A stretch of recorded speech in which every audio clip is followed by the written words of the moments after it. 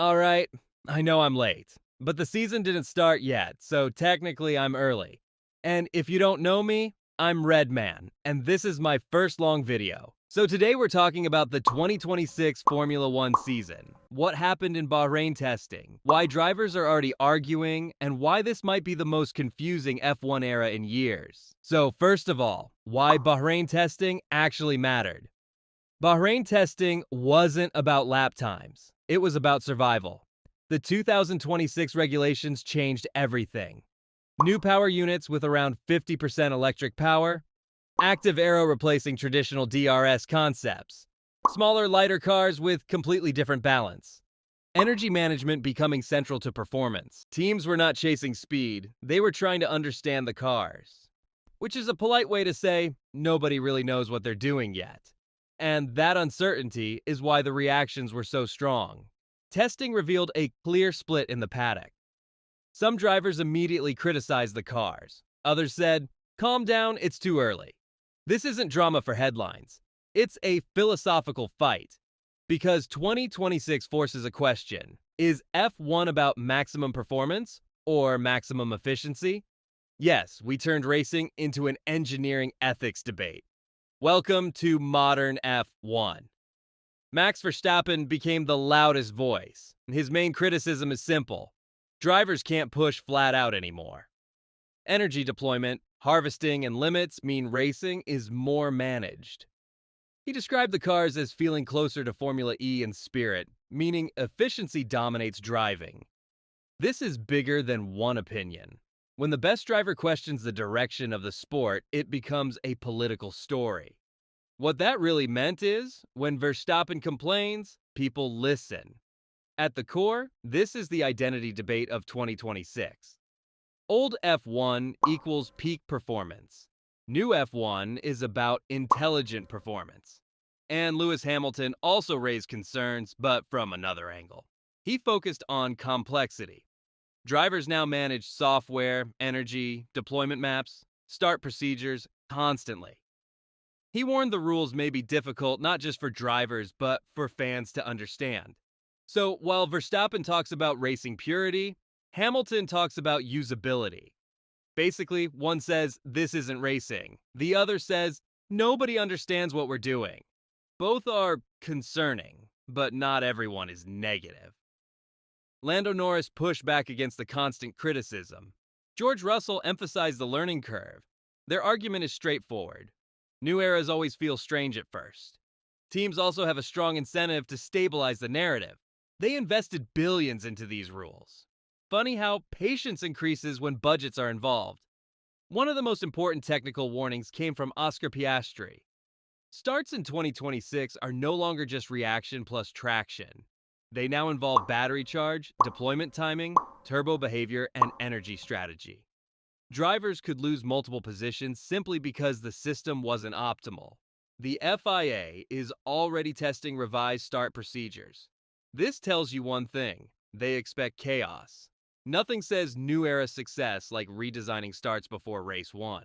Testing never gives a clear picture, but Bahrain didn't give chaos either. It gave clues. Subtle ones. Mercedes appeared at the top of the timing sheets early, and that usually triggers the same headline every year. Mercedes is back. But the tone from inside the team was noticeably cautious.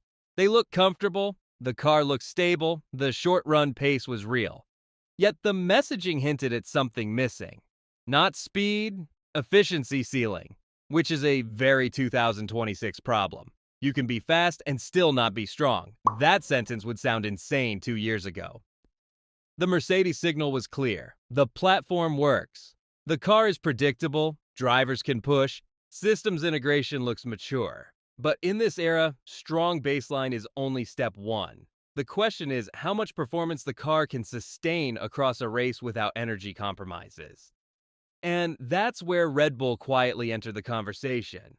Red Bull didn't chase headline laps in the same way, but the paddock language around them focused on one word: deployment.